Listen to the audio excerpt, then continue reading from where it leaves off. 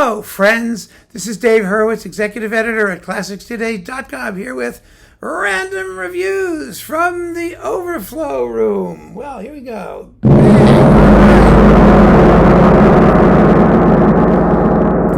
So, what do we got today?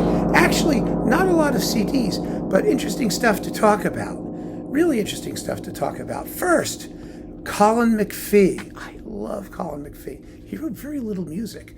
Colin McPhee's Tabu Tabuhan. Also his Symphony No. 2, his Concerto for Wind Orchestra, and his Nocturne for Chamber Orchestra, and Transitions for Orchestra. A bunch of works, really interesting stuff. This is on CBC Records. I wonder if it still exists. With the Esprit Orchestra under Alex Palk. And wow, I mean, McPhee went to Indonesia, and he absorbed the influence of gamelan music. And after he came back from Indonesia, most of what he wrote sounded like it was written in Indonesia. It sounded very gamelan-esque, but his music is interesting. He was one of those, he was Canadian/American. He spent most of his time in New York, actually, but his origins were Canadian. And he just was one of the first composers to really merge East and West, with East kind of predominating. In other words, he wasn't trying to write, Western music with an Asian exotic flair, in which the Western elements are adapting the Eastern elements. He really went native, and his style is inimitable. And this is one of the few recordings that contains music besides Tabu Tabuhan, his most famous work, which is an imitation of a gamelan. It's subtitled Toccata for Orchestra, and it's got two pianos and mallet percussion, and oh gosh, it's nifty. So if you don't know it, you really ought to. And if you can't find this, it's on Chandos and Mercury Living Presence and a bunch of other places. But it's really, really a fine piece. So this is fun, and it's great to have a whole disc of his music. It really is. So that's that. Then, this will surprise you, probably. Don McLean. Oh, good old Don McLean. Well, Don McLean was when I was a kid, he was a thing.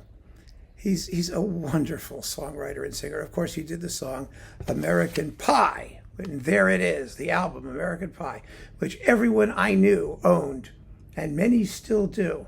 I just adore his music. I mean, there's so many great songs. I mean, Starry Night, Vincent. Starry, starry night, paint your palette. Well, never mind, I can't sing it. I'll get a copyright claim. And then, of course, American Pie and the Amazon. Oh my gosh, is that fun. On the Amazon, it's just delightful. These are great songs, classic songs. He was sort of a folk singer, folk pop rock sort of guy, amazingly imaginative. And I that was my childhood. When I was in fourth grade, we had an absolutely fabulous math teacher. She was actually the respite from the psycho nonsense, which was my regular fourth grade teacher, Mr. Rosa, who was the one who was, I've told you about her. She was the retired nun who gave it up because she thought being a nun wasn't strict enough and she could best impose her views of discipline on innocent children in the classroom. I spent all of fourth grade without a name. I had a number. I was number 10 because we were all alphabetized, and so we were lined up in alphabetical order, and I was referred to as number 10 for all of fourth grade. It was just a tad dehumanizing, and Mrs. Davis was, for she was married. Mr. Rose obviously was not. Could you imagine such a thing? And I mean, she didn't get, Mr. Rose never got married, of course, because Hitler was already taken.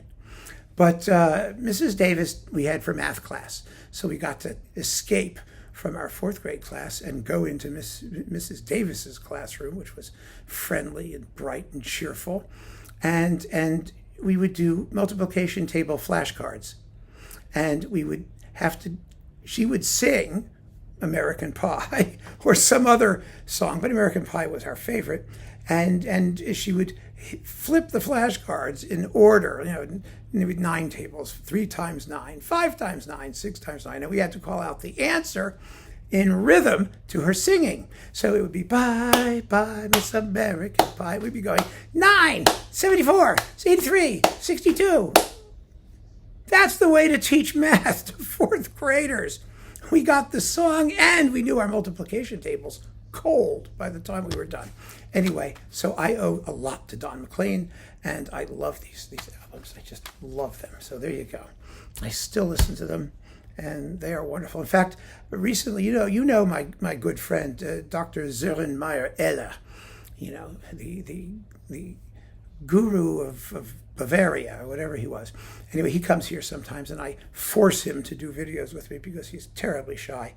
And last time I was there, we were driving around, and he had Don McLean records in his car, and so it was just marvelous.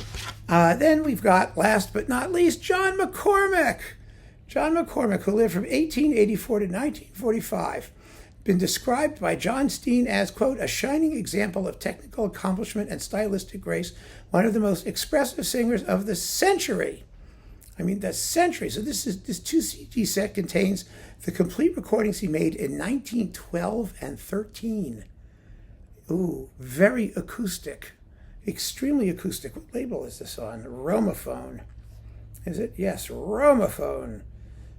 So it's like 2 hours and 35 minutes. Ward Marston did the transfers. They're very, very good. And so I have this because I feel I should, not because I will ever listen to it again as long as I live. I mean, the voice is fabulous. The sound is atrocious. You hear enough of the voice. You can hear the voice well enough to know what a tremendous artist he was.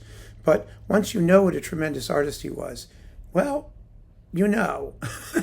I know I'm never going to play it again. I mean, unless I have to actually test or check something. Sometimes I compare his singing to like other later singers and all that just to prove that he was better. And he usually was, but 1912 and 13, what are you going to do? Anyway, there you go. Some interesting M's, I would think. Keep on listening, friends. Thanks for joining me. Take care.